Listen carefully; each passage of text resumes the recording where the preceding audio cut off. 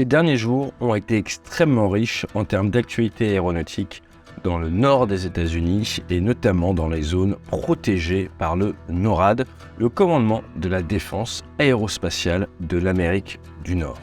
Pourquoi est-ce que je vous dis que c'était très intense? Parce que nous avons étudié ensemble la destruction d'un ballon chinois, espion ou pas, eh bien le temps le dira, mais pour l'instant les États-Unis disent que c'était plutôt espion. Eh bien ces 3 derniers jours, 3 nouveaux kills, comme on dit dans l'aviation, ont eu lieu et 2 au-dessus de l'espace aérien canadien. C'est ce que je vous propose de creuser un petit peu plus en détail, voir s'il s'agit d'OVNI ou pas d'OVNI au vu des informations qu'on a et surtout si on peut relier tout ça aux observations qui ont été faites ces dernières années par rapport à des objets volants assez bizarres aux alentours des États-Unis. Mais juste avant, je vous partage notre nouveau jingle qui s'axe sur la sortie de notre livre disponible en précommande au-delà de l'Ukraine. Мною принято решение о проведении специальной военной операции. Cette nuit, la Russie a engagé une attaque militaire massive contre l'Ukraine. Les victoires terrestres sont très difficiles à acquérir aujourd'hui et on revient effectivement à l'utilisation de l'arme aérienne sous toutes ses formes. Avec la livraison de ces avions, est-ce que désormais le conflit, est-ce que tout va se jouer dans le ciel ukrainien? Est-ce qu'on a les moyens de poursuivre ce bras de fer avec la Russie? Les événements de cette nuit sont un tournant. Ils auront des conséquences sur la géopolitique de notre continent.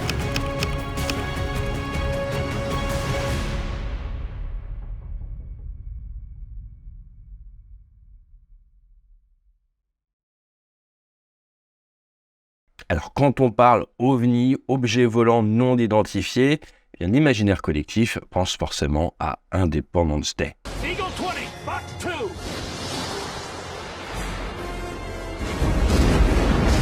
Les personnes qui suivent cette chaîne pensent peut-être aux objets, les fameux TikTok, qui sont ces espèces de capsules qui se déplaçaient et qui avaient une capacité d'accélération absolument incroyable.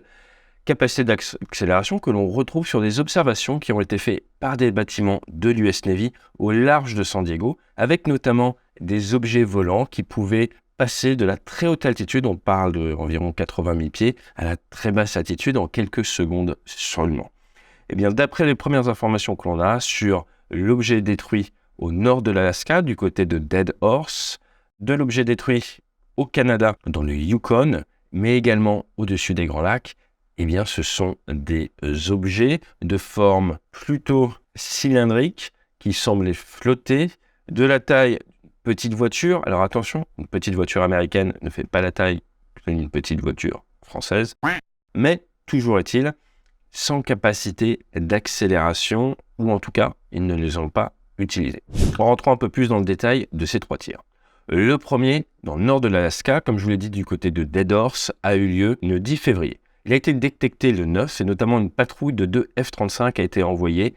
Point particulier, il était aux alentours des 40 000 pieds, donc bien plus bas que le ballon, 40 000 pieds, qui est une altitude à laquelle même un avion de ligne pourrait aller sans trop de soucis.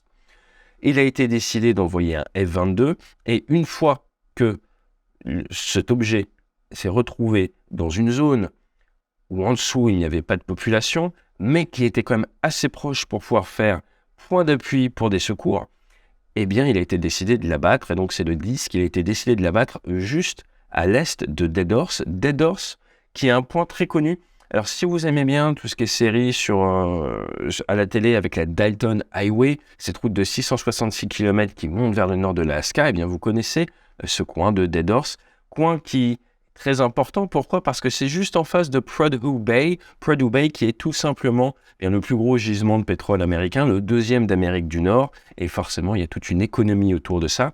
Et du côté de Dead Horse, vous avez un terrain qui peut justement permettre d'appui pour les hélicoptères, parce qu'une fois que le tir a été effectué, c'est Chinook, c'est Black Hawk, c'est des C-130, c'est des P-8 qui ont été envoyés pour essayer de retrouver les morceaux. À l'heure actuelle, nous sommes le 13 au matin, nous n'avons pas plus d'informations, mais nous savons qu'il y a des aéronefs qui sont à la recherche des morceaux de ce cylindre gris qui donnait l'impression de flotter. Un petit point à préciser quand même sur cette destruction. Le premier point, c'est que les F-22, ils venaient de Elmendorf Richardson, qui est une base du côté d'Anchorage. Donc c'est pas tout à fait à côté, Anchorage, où vous avez beaucoup de Coast Guard, mais où vous avez des unités de F-22. Le duo F-22 AIM-9X a bien fonctionné contre le ballon, donc c'est logique qu'ils aient voulu renvoyer ce duo pour faire le tir de destruction à ce moment-là. À noter quand même que d'autres aéronefs étaient présents, notamment des KC-135, le nerf de la guerre, le ravitailleur, et d'ailleurs on voit qu'à chaque fois qu'un ballon est détecté, à chaque fois qu'une alerte est envoyée, à chaque fois qu'un objet volant est détecté également, c'est chasseurs et c'est ravitailleurs et éventuellement également avions radars qui sont envoyés dans un premier temps, et ensuite tout ce qui est récupération, donc on est sur les P-8, patrouilles maritimes et les hélicoptères.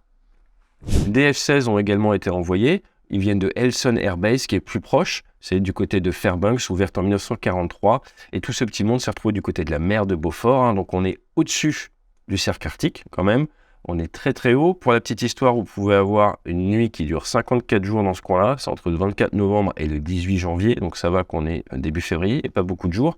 À voir d'ailleurs s'ils l'ont abattu de jour ou de nuit, nous n'avons pas l'information exacte à l'heure actuelle, je n'ai pas pu creuser ce côté-là.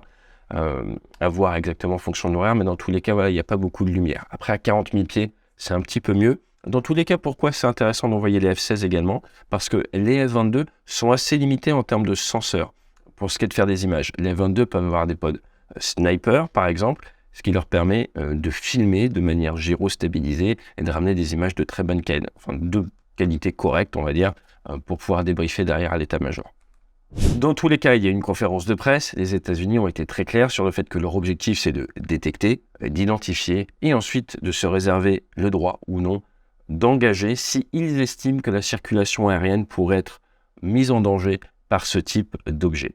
40 000 pieds, oui, cela pourrait être un danger. Il a donc été décidé de le détruire et toujours avec la même procédure, si je puis dire. Rien en dessous, on peut récupérer des morceaux, on y va. Le lendemain, eh bien, c'est au-dessus du Canada, au-dessus du Yukon. Alors, ce qui est intéressant, c'est qu'on est vraiment très très proche de Dador. Ce ne serait pas impossible, eh bien que ces deux objets n'étaient pas très loin l'un de l'autre. Toujours est-il, des CF-18 canadiens ont été utilisés apparemment pour l'interception, mais le tir a été effectué par un F-22 américain, encore une fois avec un 9X, encore une fois de la base d'Elmendorf. Est-ce que c'est une altitude où le Canadien n'aurait pas pu ouvrir le feu? Non, mais est-ce que le duo F-22 AIM-9X a prouvé être efficace? Oui. Est-ce que cette décision est logique? D'autant plus, oui, eh bien qu'ils font partie du NORAD, ils sont habitués à travailler ensemble, donc il ne faut pas voir de choses particulières sur le fait que ce soit un F-22 qui ait détruit l'objet au-dessus du Canada. Le Canada a annoncé qu'il s'occupait de le récupérer et des opérations qui vont être assez complexes à cause des conditions météo et à cause de la zone et du fait que nous sommes encore que mi-février. Jamais 203, et c'est un troisième type de ballon, apparemment du même genre, qui a été détruit du côté du lac Huron. On est quand même sur 4 engagements ces derniers jours, mais ce coup-ci, eh bien, ce n'est plus le F-22 qui a eu son kill. Nous sommes dans une zone où il n'y a pas vraiment de F-22 à ce moment-là. Ils ont décidé d'envoyer des F-16. F-16 qui étaient d'autant plus adaptés, j'ai envie de dire, bien que cet objet-là était à 20 000 pieds d'altitude. Alors 20 000 pieds, ça n'a rien à voir avec le ballon chinois. 20 000 pieds, on est vraiment au milieu de l'espace aérien, largement en dessous de l'altitude à laquelle volent les avions de ligne. Donc là, clairement, oui, c'est un vrai danger. Le point à noter, c'est qu'ils ont envoyé 2 F-16 avec les avions ravitailleurs, avec de l'AWACS, tout ça. Et d'après certains spotters sur Instagram, eh bien, on a pu voir eh bien, que 2 missiles ont été tirés et non pas un seul. On ne sait pas plus pour l'instant. Ce que l'on sait, au vu de ces photos également, c'est que les F-16 étaient équipés avec un pod sniper, ce qui leur permet donc de bien filmer et d'avoir des images de cet objet, et également de pods armes qui sont des pods de guerre électronique. À noter que dans le cas du premier tir en Alaska, certaines déclarations laissent à penser que des soucis, des interférences avec les senseurs ont été enregistrés par les pilotes. Nous n'en savons pas plus. Alors, les TrueSense. Pourquoi est-ce qu'on a ces 3 tirs en quelques jours? Eh bien, c'est principalement, probablement, je pense, dû à un changement de politique et de volonté de la part des États-Unis face à ce qu'on appelle les objets slow movers, les objets qui se déplacent très lents. Une prise de conscience du fait, on va dire, de la réaction du grand public face au ballon chinois quand il a été observé, une prise de conscience qu'il y avait également des objets qui ne paraissent pas dangereux, c'est-à-dire qui se déplacent très doucement, mais qu'il faut prendre en compte que ça fait également partie du travail de la défense américaine que de prendre en compte ces objets très lents et donc s'assurer qu'on puisse les détecter avec nos radars. Or, toute la technologie radar de ces dernières années, dans l'armée, je dis toutes, mais c'est la grande majorité, vise à détecter des avions rapides. Et pour éviter d'être saturé, vous avez des systèmes qui font que ça vous cache automatiquement, grâce à l'informatique, tout ce qui se déplace tout doucement. Et donc là, on a des déclarations de la part d'officiels américains ou de sources anonymes américaines qui disent qu'ils ont changé leur software, qu'ils ont fait évoluer le logiciel de manière à ce que les contacts d'objets se déplaçant très lentement ressortent et ne soient plus cachés par le système. À partir de là, avec cette nouvelle volonté politique, on détecte des objets très lents qu'on ne détectait peut-être pas avant. On décide donc d'y aller et d'aller voir. On se rend compte qu'il y a quelque chose. On décide donc de les détruire parce qu'on estime que ça peut être dangereux pour la circulation aérienne mondiale. Tout simplement. Autre point à prendre en compte, suite à cette leçon learned, si on peut dire, eh bien, c'est qu'au niveau des radars des avions, comme j'ai déjà dit, c'est la même chose. Vous pouvez avoir des filtres au niveau des radars, des filtres informatiques, et d'après certaines sources américaines, il semblerait qu'ils commencent à regarder pour faire retirer, faire disparaître ces filtres qui ne vous montrent pas tous les objets qui se déplacent très doucement à certaines altitudes. Alors vous allez me dire, ça paraît évident, je suis assez d'accord, pourtant, eh bien, dans la plupart des radars, ce n'est pas le cas. Tout ce qui va être très très lent ne va pas être montré par le système de peur de vous montrer un arbre ou de vous montrer des choses qui ne vous intéressent pas ou une voiture au sol.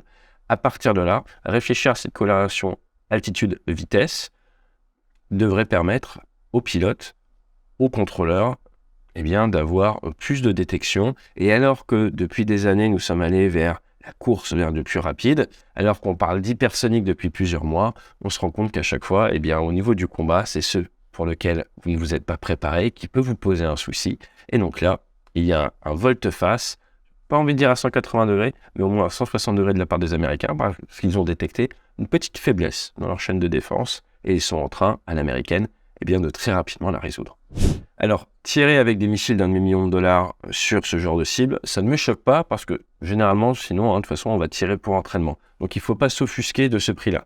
Ensuite, mettre en vol les moyens qu'ils mettent en vol, eh bien, c'est du bon entraînement, j'ai envie de dire. Ce qu'il faut vraiment voir, c'est qu'on est vraiment à un moment où il y a cette prise de conscience qu'il y a des objets lents. On ne sait pas encore exactement ce que c'est, mais il y a cette prise de conscience qu'il y a des objets lents et il y a cette volonté de résoudre le problème, ce qui devrait amener dans les prochaines semaines, je pense, pas mal de réponses et peut-être vers une évolution dans les autres armées également, des manières de surveiller le ciel et des décisions quant à la souveraineté des espaces aériens. Les fans de science-fiction noteront que c'est au Canada que ça se passe, majoritairement et dans le Grand Nord, exactement comme dans Man of Steel, qui est d'ailleurs un très très bon film, 2-3 petites images. Je ne pense pas qu'il faille crier aux extraterrestres de suite, notamment lorsqu'on voit que sur le dernier abattu, apparemment, il y avait des ficelles, des câbles qui traînaient autour mais sans charge. Donc ça peut forcément faire penser à certains types de ballons dont certains brevets ont été déposés ces dernières années.